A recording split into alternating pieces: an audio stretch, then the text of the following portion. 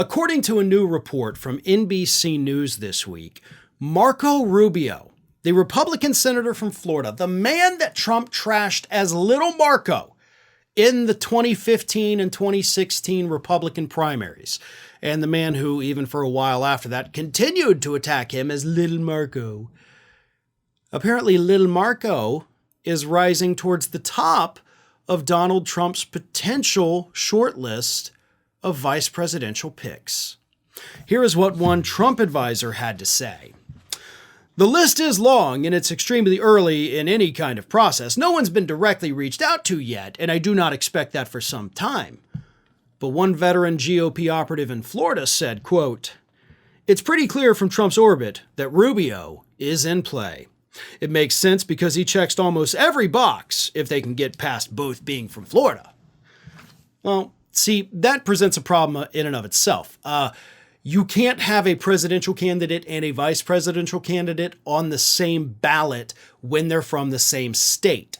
And what that means is that constitutionally, the electors, the electoral college of the state where both men are from, can only vote for one man from that state.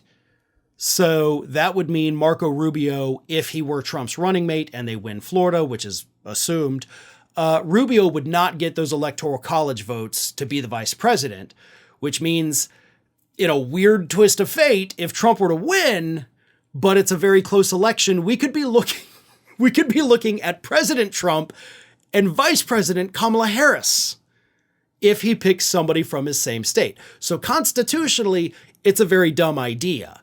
Politically, however, it is a fucking ridiculous idea.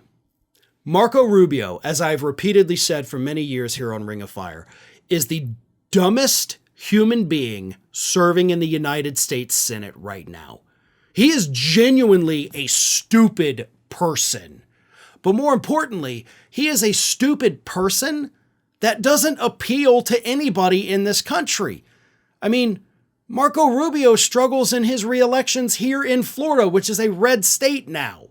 He's not doing that great. He's not well liked even in Florida. And you step outside of our borders, and this dude is generally despised almost as much as Ted Cruz, because people see the same thing I do, and that is, there's something wrong with this guy. He should be coloring in crayons in a little coloring book back home, not serving in the United States Senate. So why would Marco Rubio move to the top of the list, other than, of course, in their attempt to appeal to Latino voters? And the answer is, he's not. I think this story, and maybe I'm conspiratorial here, I don't think for a second Donald Trump would ever consider picking Marco Rubio, especially considering the fact that it was rumored that his daughter Ivanka was actually going to run against Rubio in the last election in 2022. They didn't like him. They wanted somebody else. The Trump family did. And given the history of Little Marco, the insult, they're not going to pick him. So I believe that this story was planted in the media by the Trump people as a distraction. Excuse me, I was going to say diversion, but as a distraction from the real person Trump is likely to pick, who is also having a bit of bad publicity right now. And that person is South Dakota Governor Kristi Noem, who is now under investigation for that ridiculous teeth whitening commercial that she did. So she's got her own problems. Those have been bubbling up to the top.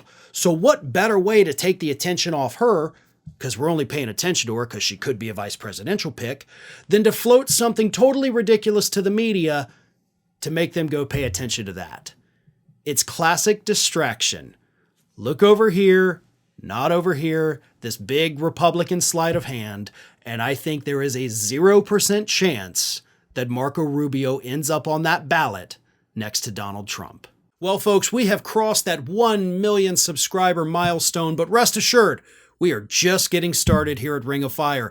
So if you're not already, please do subscribe to the channel and make sure to like, share, and comment on the videos.